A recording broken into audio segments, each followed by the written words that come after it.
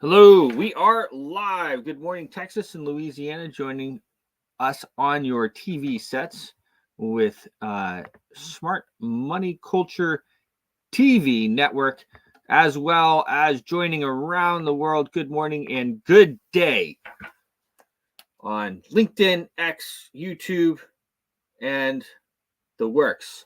We have a great show lined up today.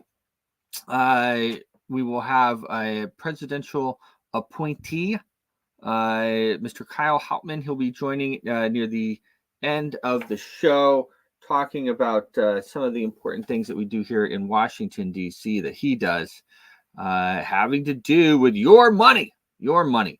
As well, we have the great Matt Dixon joining. The world, of course, we'll talk about it all. We'll talk about the stocks. We'll talk about your Bitcoins. We'll talk about the different other ones. We're going to talk about gold. Gold and silver are both looking pretty nicely, I must say. Remember, part of the monetary revolution is diversifying into different assets out of the U.S. dollar, gold, silver, Bitcoin, these different types of crypto, different things that are not so manipulated by the central bank. Central bank, of course, fronts all the money for the different things that the government wants to do and that they want to do. And that has caused inflation to go up a lot. And we're going to dive into that a bit more. Of course, there's a lot of intricacies. I can tell you, I've been involved in the monetary revolution for over a decade now. And, I was saying this whole thing was going to crash 10 years ago. So I always tell people now, I've been saying it was going to crash for a decade. Okay. So they are very good at monetary policy. And it may not be good for you and it may not be good for me, but they certainly they have an unfettered way and ability and access to tax you and me however much they want, just by diluting the supply of money or tightening it. But they like to dilute it. Over $34 trillion in debt. $34 trillion in debt we are right now at the time of this broadcast, which I think it's actually 34 trillion $700 700 billion. And you will start to see this they're talking more and more taxes. One of the reasons why they're talking more and more taxes is because historically the amount of income tax that they bring every year is the amount of money needed to service the debt, to pay the interest rates on the amount of money that the central bank has fronted. And again, that's just paper money. They're just fronting the paper money, fronting it from you, and then they have this ability to tax people, and people haven't quite figured it out. People are starting to figure it out because of shows like this and people like us coming on and telling you every day. People are starting to figure it out. It's also gotten to a point where things have gotten very expensive, and it's hard for people to pay their bills and still be okay and go on vacation and all these types of things. So we have, of course, gold is up, like I mentioned. Stocks are up, Bitcoin's up. The war drums are beating on.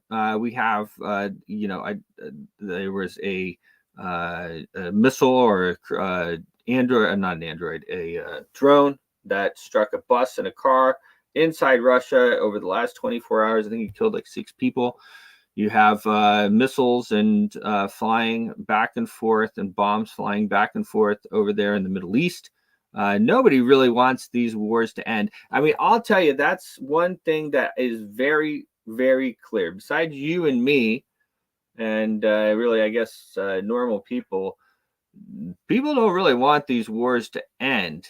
Or a lot of people don't want, too many people don't want the wars to end. And then, of course, you have the protest as well. And now, I have to caution all my friends too.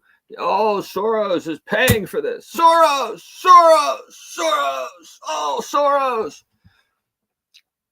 Guys, don't fall for the whole boogeyman thing, okay? Soros is not behind all of the protest. all of the NGOs and the different people that we all know about, that you know about deep in your heart, or you know front end, who they are paying for it. It's not just Soros. Soros is involved, quite possibly, of course, but it's like they put this guy up there. Oh, it's Soros. Oh, it's Soros. And then, it's like the whole shiny thing, right? Oh, the shiny object. Oh, okay. Oh, all right. And you don't look at the broader picture. The broader picture is being funded by all of these groups, the NGOs and the U.S. government, okay, and all that. But anyway, everybody likes to hate on Soros, and he's definitely not a friend of mine. But there you go. We have, it's crazy. It is an absolutely crazy situation over there, the Middle East. To be quite frank, I think that everybody should just kind of relax. I'm also, when you look at these new laws and stuff like this that are being put out there, we don't need any new laws. The last thing we need are laws. There's plenty of laws. And then when you look at how much we're getting taxed for everything, it's just absolutely insane. It's insane.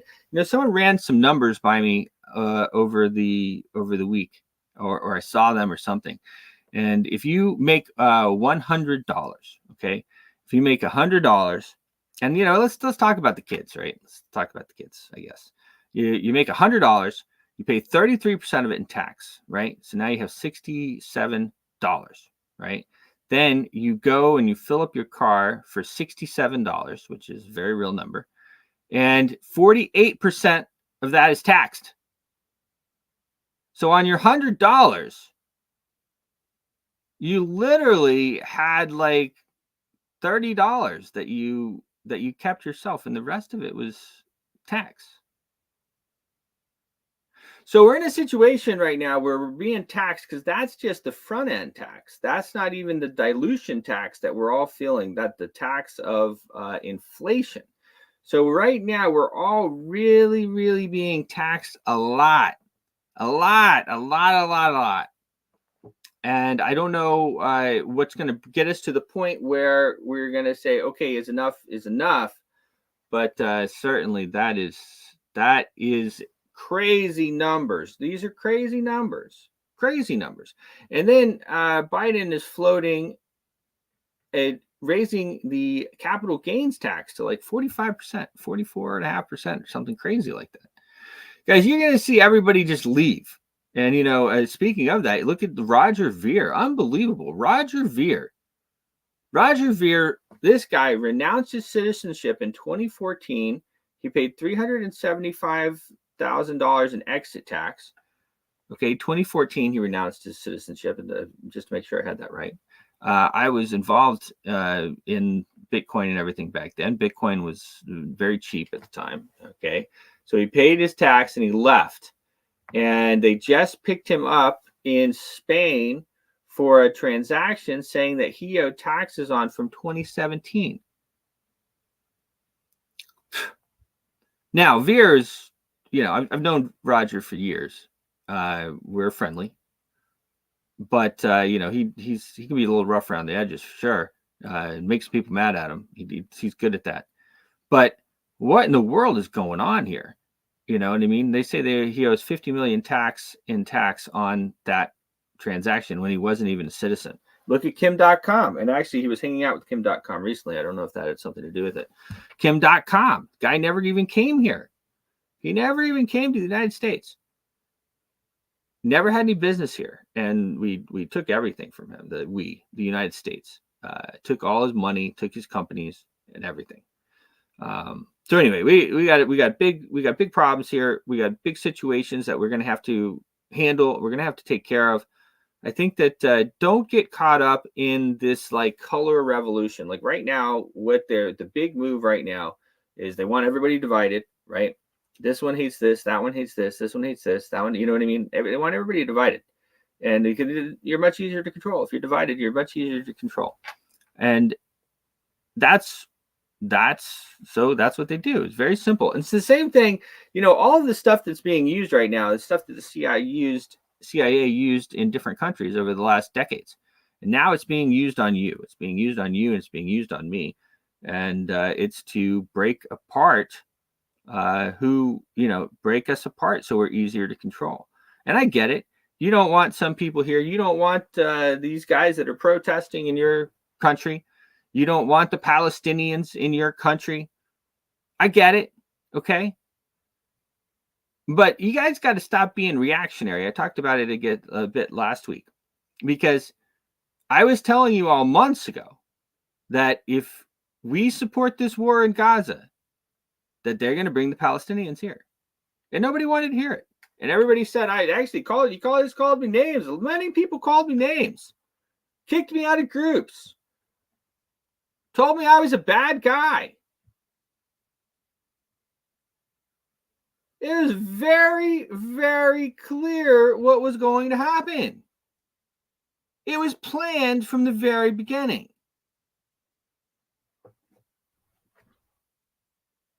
I don't talk about it that much anymore, but now it's front and center. And I can tell you, if they're already talking about bringing them over, they already have, guys. I mean, that's just the way our government works. If they're talking about flying Palestinians over here, they already are. Guys, they already are. They're here. They're on the dole. They're getting their monthly allowance. They're getting their free housing. I don't know where the whole thing stops. And to be clear, I don't blame the Palestinians, or do I think it's really wrong for them to come here. We, the United States, supported the bombing of their homes. They don't have a home anymore because of the bombs that the United States paid for and many times took out. So why shouldn't we be on the dole for giving them a home? I mean, a little bit of just reality to everybody. Now, I think if you look at international law, it should be Israel that has to give them asylum. But anyway, point is that everybody needs to start thinking a few steps ahead. I used to say think like a woman, because that's how my wife thinks, right? My wife, she's very smart. My wife's very smart. And over the years, it took me a while to realize how the whole scam was working, right? How my wife, for the whole scam, she's controlling me. My wife was controlling me all these years so eloquently. And I was just blind to it. But now in my older age, I get it. Now, I'm being a little bit funny, but it's true, right? Because she was always thinking a few steps ahead. And for the most part, we are reactionary, right? You're in your own head, thinking about your own things. You're doing your own stuff. Someone comes at you with something, you react. Come at you, you react. Now is not the time for us to just react. You guys need to get your heads out of your butts and start thinking. What is going to happen if we do this? What's going to happen if we do that? Very, very clear. And if you listen to people like myself, we told you in no uncertain words that if you do that, if you start a military operation for whatever, okay, over there, Israel, they don't want those people there. Why aren't they going to push them out? But anyway, I don't want to get into all that.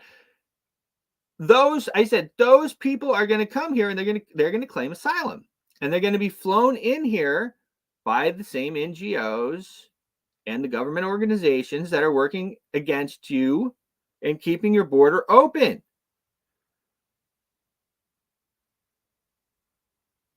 So I know a lot of you guys love Israel, but do you love Israel more than your own kids?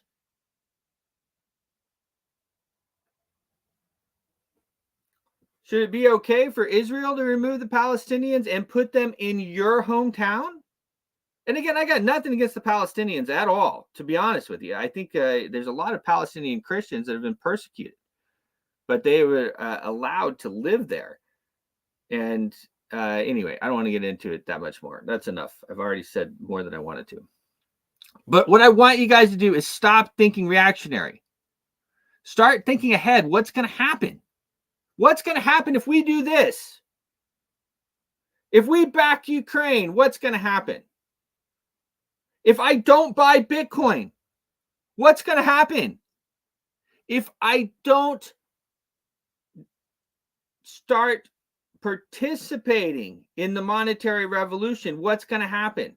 If I don't put my money in real estate, if I don't put my money in gold, if I don't put my money in crypto, what's going to happen to my money?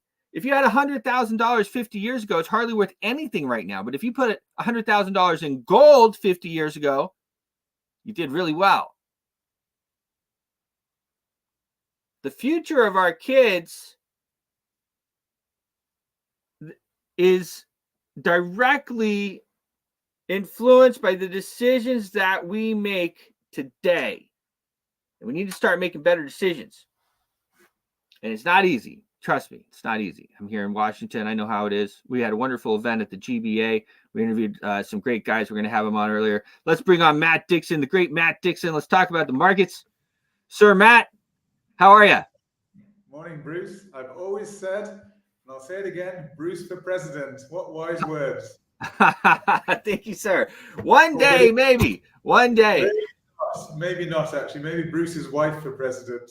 She is smart, man. She you know, I always say, and I don't know if ever his wife said that way, but they're funny. I think it's a almost like an evolutionary trait. You know, they have to manipulate the strong man. Not manipulate's the wrong word, but they have to make sure the guy does what they want him to do. You know, so they're always thinking ahead. But anyway, she would be a great president, actually. It's true. Women actually, I mean, there's always the thing, isn't there, that men can only think one thing at a time. Women can actually think different things and come to probably a more balanced conclusion, which is kind of what you're saying, and it's actually true. Yep. So, yeah, amazing. Well, good to see you. How is it out there in Dubai? Oops. Everything's picking up. Dubai bounces back. I mean, that's what's so amazing about Dubai. When you see a road accident in the UK, obviously it's very sad, but the road is closed for 2 days while they do investigations, find out what the issue and everything. In Dubai, there's an accident, again, very sad, but the road's back open within 30 minutes. Yeah. Because they clear it away quickly. And they sweep it. You got the guys out there and they're like sweeping it. You could have like an egg on the road after 30 minutes after the car crash. Yeah. So I love the way Dubai bounces back from whatever faces it. So I'm just going to go on to share my screen. There's been a lot of developments. We had the big news out on Friday, didn't we? Non-farm payrolls. Mm-hmm. So that was big news. So came in hotter than expected. The opposite. So I trust you can see my screen, yeah? Yes. I'm just showing my Twitter post. This was actually the non-farm payrolls that came out last Friday. And actually, what I'll do, I think I'll go onto my other screen. I'll go onto here. Play from start there. So we'll go on to my old thing because this is what really matters. Inflation appears to be receding a little bit, and that's probably good news. But the big worry is that as inflation is receding, if we get a fall off in employment, in other words, a rise in unemployment, as we've said over and over again, I don't know how many times now, that every time we see unemployment rising, we see recession correlated with it every single time without exception. And what we are seeing is these are the figures that came out last Friday. Now we saw a massive miss on the employment, basically non-farm payrolls. The consensus expectation was 243,000 jobs. It came out 175,000. Not only that, we saw basically the revisions to the previous figures that were issued previous months, and the previous 2 months were actually revised down lower than expected. So that's more negative news. The unemployment rate actually ticked up, and that's the first signs. If we just go back to that last screen, that's the first sign when unemployment begins to tick up, you're on the verge of recession coming in. So that is the real warning sign, flashing red, is that the unemployment rate is beginning to tick higher. And participation rate stayed the same, but hourly earnings actually ticked down a bit. So the economy is beginning to soften a little bit. These are quite worrying signs that we're beginning to see because it's, as I've said, it's what we anticipated, or what has been anticipated every time, is that recession follows these particular things happening. So the question is, will we get a soft landing? And a soft landing is basically where you get inflation back under control, but employment and growth stay steady, and it's perfect. Goldilocks, everything's fine, not too hot, not too cold. That's what we're after. And that's what some economists were saying for some time is likely to happen. I've been saying for some time that I think inflation will come down, and we've got CPI figures coming out on the 15th. So we've got PPI, I think, on the 14th, Producer Price Index, and then CPI on the 15th. So we'll see what those figures come out at. Up to now, the Fed have been unable to reduce interest rates.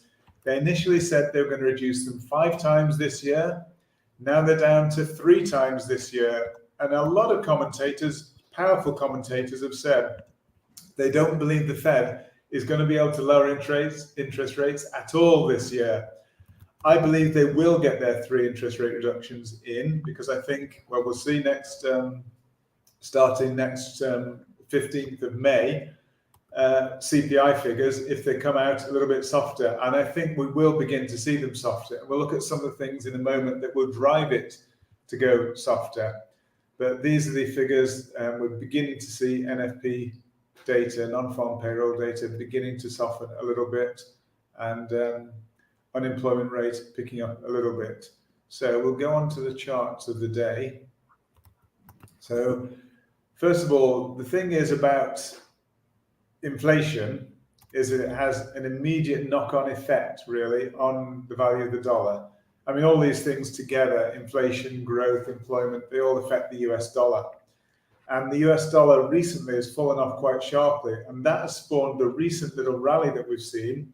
In fact, when we saw this deep dive down in the US dollar, and we saw that not just with NFP figures, but there's some figures earlier showing inflation beginning to soften, and we saw a dive in the US dollar, and that spawned a nice rally in Bitcoin and other crypto, and we'll look at those in a moment. There have been some big rises there, but as we've said, and we could look at this long term again, but we won't, because I think we're limited on time, but basically whenever the US dollar takes a long-term turn from either down to up or up to down, it is a major turning point usually. In fact, historically, it's always been a major turning point for Bitcoin prices.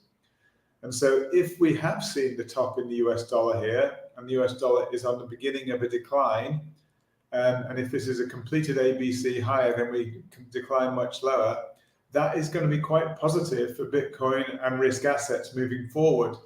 So we said last week that there was a triangle in Bitcoin, and Bitcoin was looking to pump higher. So we will look at that in a moment. But this is basically the only slight concern I'd have here is it does still look like a bit of a correction to the downside. We have an A down, a B up. So basically 3 waves down, 3 waves up, and then 5 waves down. That would itself be a correction. So we may still potentially have another push up higher to go. And that could be off the back of geopolitical issues. So we have an adage in investment circles saying sell in May and go away. And very often when May comes, a lot of the big institutions, the big traders, they often start to slow down, take a holiday. We've had the tax into a new tax year. Things go a little bit quiet from May onwards, and there's often a sell-off and the markets go very quiet. That may happen this year, but I think this year may be a little bit different, particularly with crypto, because crypto is still largely in the retail domain. It's still driven a lot by retail traders buying and selling. And yes, we have more institutional. We've had the institutional floodgates opening or beginning to open with the approval of the Bitcoin ETF, the regulated ETF. So the floodgates have begun to open a little bit, and we saw some flows. We saw some negative outflows recently in the ETF, which caused Bitcoin to fall. And now we're beginning to see some inflows once again. So there is still some institutional interest, but I think still a lot of the driver is going to be from retail here. Retail are really engaged with the crypto market. And as you know, as Bruce is saying, and so many others saying, it's potentially the monetary revolution. We're not just seeing the retailers, we are seeing even governments who are having problems with their fiat financial system, they're moving more over towards relying on blockchain and Bitcoin in particular. So there's a lot of real positive things happening within crypto, and I think the outlook is pretty positive. So that's just looking at dollar index there. We'll take a look at oil. Oil again has taken a deep dive down, and it's kind of an ABC correction down. And a little bit like dollar index, where it hadn't quite reached the target to the top, oil also hasn't quite reached the target to the downside. So you can see here the 100% projection is just a little bit lower. So we may still have a little bit lower to go with oil. This would mean that there's potentially a little bit more weakness in oil, but if we do see an escalation pick up again in the Middle East, or even with Russia, Ukraine, then this could be, just as it shows here, an ABC correction down, and we could see oil push up to the upside. So there are no certainties in trading. There are possibilities and there are probabilities, a probability for every possibility. And it sounds a bit crazy, but we have to basically build our trade structure, our risk and reward around those probabilities. So if price were to dip and touch this 100% and start to move up, with oil, the probability would probably then favor upside with a close stop loss just below to protect from potential downside. So then the potential loss will be small, the potential gain will be very large, and that's effectively how trading works. It's just playing the probabilities, like playing cards, especially if you're counting your cards. So if you do your research properly, you've got a good chance of winning within trading. So that's a look at oil. Gold, again, kind of tied with oil. They're kind of loosely correlated, but again, we've got an ABC correction down. May possibly have a bit lower to go, but actually, looks like the ABC may have completed to the downside, because we are pushing up quite impulsively here. If I just expand it out a little bit, we're seeing some good movement up, but we could potentially still see a further push down before we push up further again. But I think the outlook for gold is probably still very positive. We've been rising for a long time in gold. We reached all-time high very, very recently, and we just had a correction down. This is all overlapping, kind of corrective movements. We could still correct a little bit further down, but I think the impulsive direction is definitely still to the upside. So I'm bullish gold for the time being. And as Bruce said, if you'd held gold over the years, you'd have done very well. Yes, it costs money to store your gold, etc., but it's still a store of value, and it's still a hedge against inflation. And we've recently had those inflation worries. So yeah, gold's a good one. I think it's a good, sensible investment as part of our diversified portfolio. So as Bruce said, it doesn't make sense not to include property, not to include Bitcoin, not to include gold, because Markovit's theory, and basically he's a Nobel Prize winner, who spawned modern portfolio theory, was saying that, his theory is that people need to diversify into as many uncorrelated assets as possible, because you never know for certain which asset is going to pump and which asset is going to dump. But if you diversify over the long term, you should do very, very well. And you're not exposed completely to one asset, which could dump all in one go. So at least with diversification, you spread the risk, you reduce the risk, and you're still exposed to upside. So it makes all the sense in the world to hold these assets as part of your diversified portfolio. And then we'll look at, not DXY, we'll look at SPX. SPX, again, looking a little bit vulnerable, because we had that high, we've fallen quite sharply, and the move up so far is looking corrective. So a little bit vulnerable, and maybe we still have another leg to go down in SPX, the S&P 500. If that's the case, it's actually quite highly correlated with Bitcoin and with other cryptos. So we could just be seeing a short-term rise in these assets, but Bitcoin is actually looking really good. So I want to jump into Bitcoin because there's a lot of story to be seen there. And actually, we predicted this, and we were in the show before it even pushed back above this bottom line here. I said there's a potential triangle in the making. And as we said before, a triangle is what's called a pre-terminal wave. And then from a triangle, you get what's called the thrust from the pre-terminal wave. The thrust is the terminal wave. and the thrust will be expected to go above the previous all-time high as it is here of Bitcoin around 73,800, somewhere around there. So you would expect that, but very often when you break above a trend line here or break above resistance, that resistance then turns into support.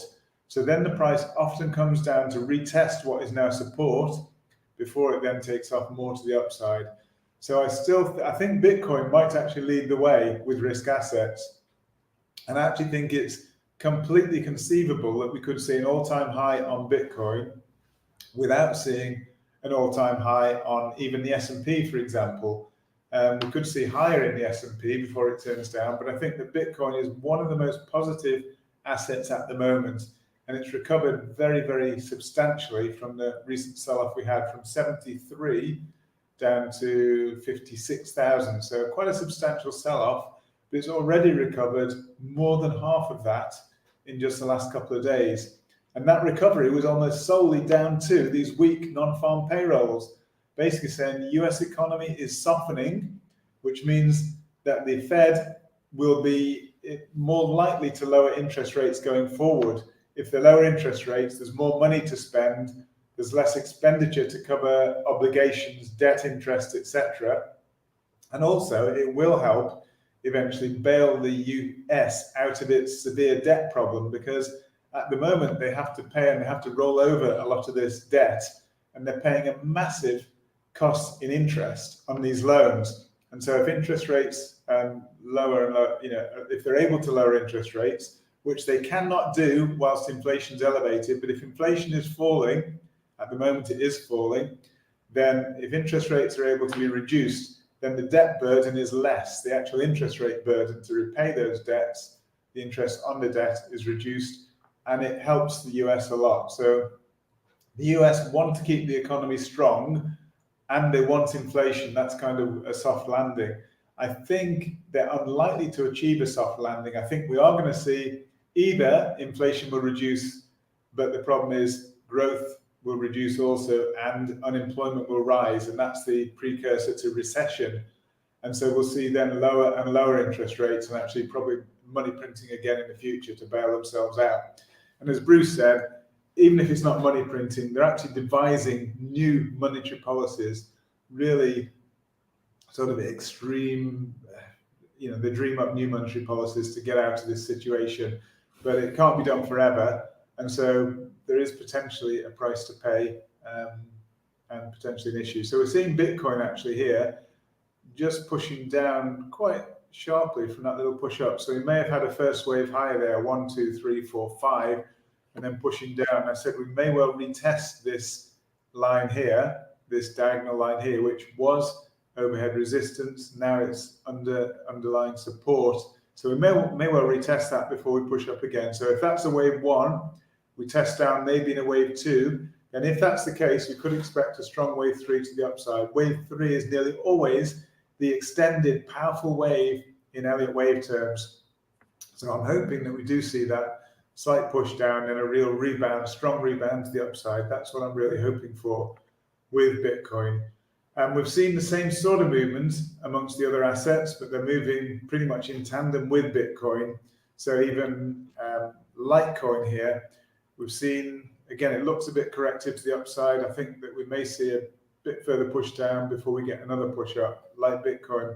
So I think they're going to be all held pretty much in lockstep with Bitcoin, but I think Bitcoin will lead the way there. So again, I'm expecting probably, if Bitcoin pushes down to retest that support line, I think Litecoin and the rest will follow suit. And when Bitcoin retests the support and bounces higher, I also suspect these others will do exactly the same thing.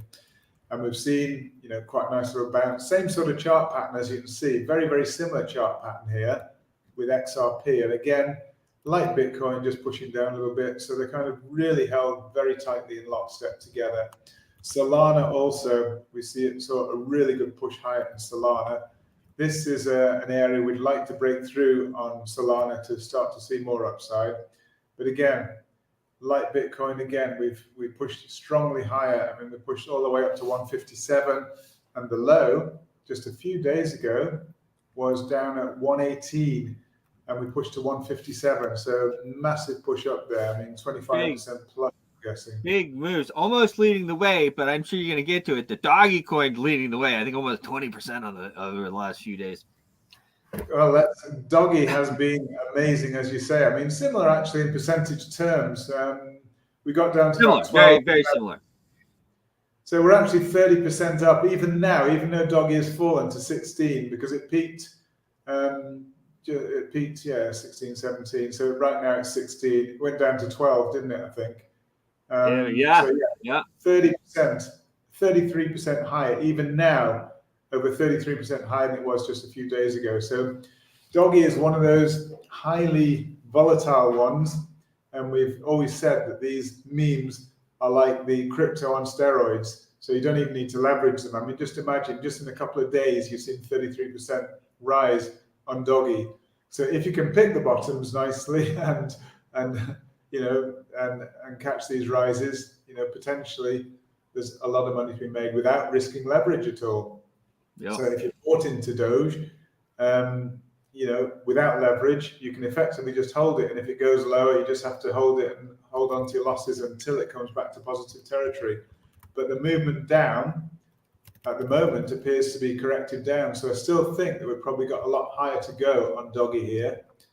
And potentially, we can get back above that recent high of 22, 23 cents. So there's real potential for some massive potential gains there. But just short term, we are seeing a bit of downside on these assets. So again, Bitcoin, even as we speak, we're seeing Bitcoin pushing to the downside. And let's see. Let's hope, as I say, it just retests that support there. The big gainer is not showing it right now, but one of the big gainers was Bonk, has done really, really well. Sorry, Book of Memes was the real big gainer. So Book of Memes is still up for the day, 13.5%. That's just on the day. So absolutely amazing. But the issue we have here is that potentially, again, we're seeing an ABC to the upside. So we may see some downside on a lot of these tokens before we see the next upside push. So we're seeing, potentially we've got an ABC here. We may still push a little bit higher to complete the C wave, but it looks like it's corrected to the upside. So I do think we could see some more downside on these tokens. So if you're in Bitcoin, and you could well have been in Bitcoin, because right down from here, even if you caught it when we broke back into the triangle at the $59 level, you're still quite substantially higher than we were back then. So if you jumped in on it, you could basically now, I would suggest, protect your position just below this diagonal trend line, protect your long position, and then if the market were to crash much lower, you've still got a guaranteed profit no matter what. But if it pushes up, we can target new all-time highs. So again, that's, for me, is the way to trade. So all of the tokens in general, most of them, one that we were promoting as being really positive, BNB, having a really positive outlook, is actually one that's suffering a little bit today, but it's still very much in consolidation. And even if we push lower, it really does look as though we've got a new higher high to come than we had here. So above 644 on BNB. So I wouldn't be overly concerned, because this is so much of a corrective pattern, sideways consolidation, part of what's called a continuation pattern. And Bitcoin, actually, I just want to show Bitcoin again, because we had a particularly important, let's just see, I'll probably look at it on the daily just to show what I mean here. So just have to expand it out so you can actually see what's meant here. So on the daily, we've had basically from the high here that we had on this B wave high here, is this spike here. We've actually, it's okay. So I know people were saying that potentially we had what's called divergence, and I was just checking, there is actually no divergence in place here at all. So when we talk about divergence, we're talking about something like RSI, which is an oscillator, and you look for peaks in RSI and peaks in the price.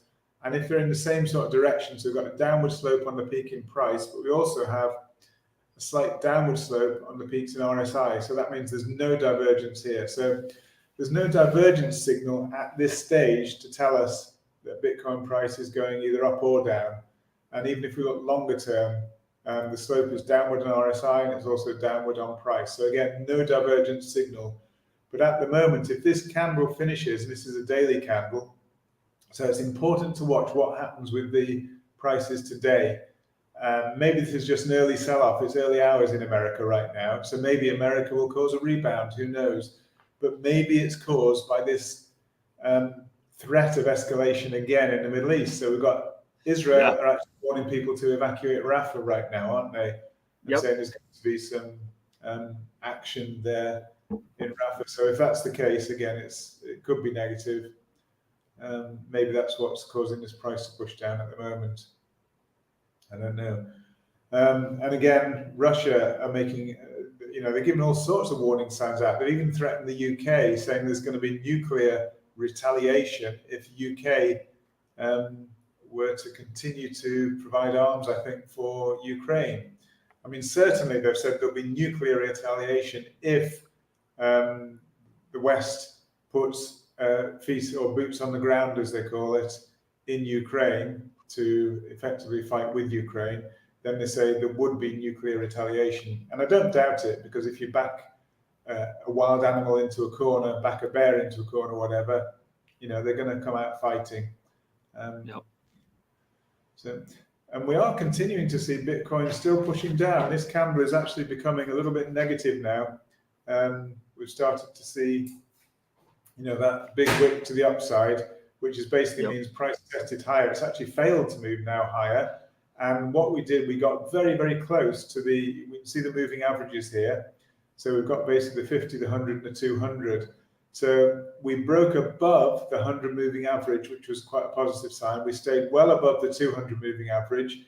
We broke above the 100, and we tested the 50, and now we're actually moving down. So this will continue. The 100 moving average will continue to move sort of sideways. So if it does retest, maybe that 100 moving average will act as support. This is actually quite technically important, that especially if it coincides with this trend line here that we have touching the two highs here. So that may well act as support. So that's really what I'm looking at next. And that could be a good risk reward barrier for potentially, again, possibly jumping in long with a stop loss somewhere just below. Potentially there's still plenty of upside to come. So I'm going to need to start. Sorry, Bruce? I'm going to need to start the interview here so we can get it all in. Yeah, okay. Yep. I think we've done enough. I've gone on long enough, Bruce. Hi. Well, it's so odd it's always great. So, but I have this thing queued up right here for 43 minutes right now. So I'm going to go ahead and start that, share my screen. This is Kyle Hopman. He's a U.S. presidential appointee. And I got to sit down with him during the GBA event. Let's go ahead and play this. And we are back here at the Government Blockchain Association event, The Future of Money, Governance, and the Law. Hats off to these guys. Another great event. Nice venue, too. Wonderful people. I have with me here Kyle Hopman, and he is the vice chairman of the National Credit Union Administration, which is an appointed position.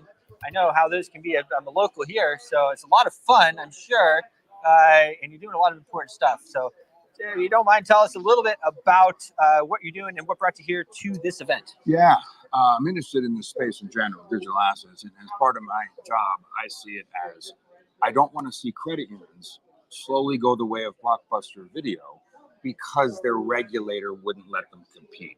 And if you know what FDIC is for banks, provides insurance, $250,000 an account. We do the same thing at NCUA. It's just a separate entity, a separate insurance fund for America's 4,700 credit unions.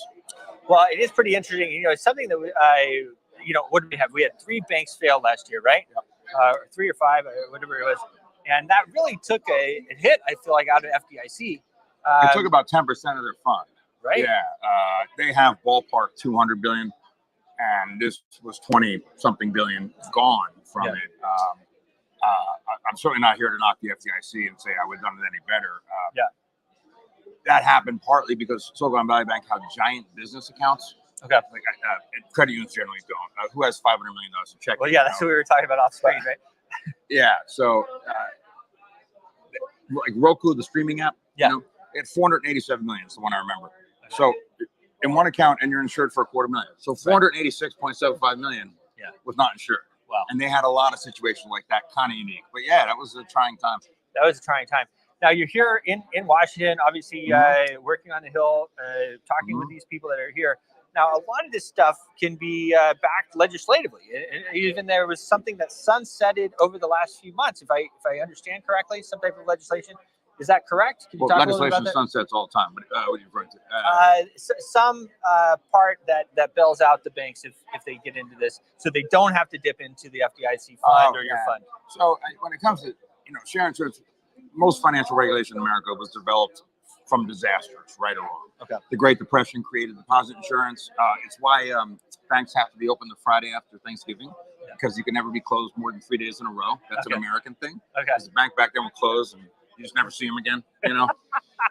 That's why We're not ready to open up yet. that's why the stock market's open the Friday after Thanksgiving. Anyway, and then 9/11 created some stuff on BSA AML, and then the financial crisis created a lot of things. But there was talk about raising that limit 250,000. For business accounts. The whole thing with Silicon Valley Bank, the reason regular people cared is not to bail out VC funds and their investments. Right. It's this whole thing was Thursday and Friday. If you remember that, they're going to run payroll, right? So, and there was talk, should we raise it to $1 million, for business accounts, or pick another number, 10 million for accounts you run payroll through, for government insurance. And I understand that merit, and we'll do whatever Congress says, obviously. But I think at the end of the day, the solution is there is a private deposit insurance market. Banks and credit unions have lots of insurance policies, property casualty, etc. Okay. So I think that's the long run solution. I would think most Americans would want someone else writing checks before the government has to get in on a bailout, right? You don't want music to my ears for sure. Yeah. and it does exist. Private share insurance. It's just no one's going to buy it unless it's clear that they're on the hook for it, right? So. Interesting stuff. So it sounds like it's fast moving business, right? There's a lot to it. You would think that it's not changing that much, but it sounds like there's a lot going on. Yeah, I mean, going back to last year, that was the biggest event. So interest rate risk is like a big thing we're looking at now, because we often fight the last war, and the biggest event in my world last year was the Silicon Valley Bank failure. And what kills me is that was basic balance sheet management that brought them down. All the cool stuff they did for that industry was not what brought them down. Okay. And now that bank is gone forever. It's part of a bigger bank, but it is unique about the United States. We have all these niche banks. Canada's basically 6 for the whole country. Everybody has one of those. Right. Imagine if all we had was Citi, Wells, JPM. We've got ones that we have credit unions that know the Haitian community. Who else answers the phone in Haitian Creole? Right. I'm from Maine originally. We got ones that know the lobster industry, banks. And like they know the names of the types of boats, and they know that the weather is going to affect the cash flows. Like, that's a unique thing about America, and I think most people want to keep that. Very niche, that know their community or the industry or the group they serve. It's unique to America, and I think we want to keep it. Well, that is really cool. So talk to a little bit more about the administration. Yes. So we're a 3-member board, all appointed by the president and confirmed by the U.S. Senate. We don't serve in the presidential administration. It's an independent agency, just like the Federal Reserve is, just like FDIC and SEC. So they're fixed terms. Mine ends next year. And it's a hell of a process to go through, just the whole presidential nomination process, especially when you have to go before the Senate and they answer questions from them as part of your job interview. You have to do that. That's a heck of an interview, right? It's nerve-wracking. You practice it ahead of time. People play the senators, and throw questions at you. You practice. They call it murder boarding. Okay. But I'm here because I have no illusions that technology is not going to cause problems. That digital assets are not going to cause problems. That AI is not going to cause problems. It definitely will. I know it will. Do you know that there were 0 car crashes before we had cars? But guess what? Out in the street behind us, nobody's on a horse. I'm not going back. So mine is putting on my America hat, not so much my NCUA hat, but that we can dominate these new industries. America can, just like we did the internet. Right. Everybody got the downsides. You're going to get the downsides no matter what. Everywhere in the world has computer viruses. Right. Only some countries have good paying jobs in antivirus software. Right. Yeah. And we have a cybersecurity industry. It pays well. Do you know any unemployed people who are good at cybersecurity? No, I don't either. Right. But everybody has cyber attacks. You're going to get the negatives and the AI deep fakes. Right. But we're very good at grabbing the upside in this country if the government will let Americans do what they do best, which is monetize new technologies to create jobs. Because you're going to get the downside one way or the other. And I think it's just who gets paid for the upside. That's kind of my guiding thing. Well, I think that sounds great. It's so important, and that's one of the things I feel like a lot. I can tell you, I'm around the world all the time. People are scared to do business here. They're scared to come here with any type of blockchain. Doesn't it pain you? Of course. This is law-abiding people, legit businesses offering services people want. I mean, that's what we do. Is we find solutions, right? Yeah. Everybody in the world lost their, video rental jobs, right? We lost them, and our friends in Canada and Mexico too. Right. But we, on the other hand, have the, headquarters for Hulu and Netflix and the jobs and the local investors that got in big, the employees that got in early, life-changing, right? Yes. Pension funds that were in there.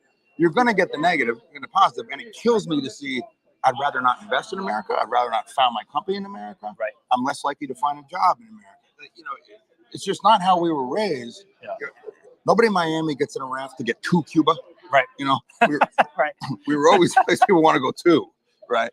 And it's just a shame to see smart people and things happen elsewhere, Well, that is really interesting. Very good points as well. I mean, obviously, this is you're used to saying this stuff, but it's important. It's important that you're here and you are saying it. So you mentioned that there are two maybe initiatives or something that you did. We put out a couple pieces of positive guidance, and that's signaling, right?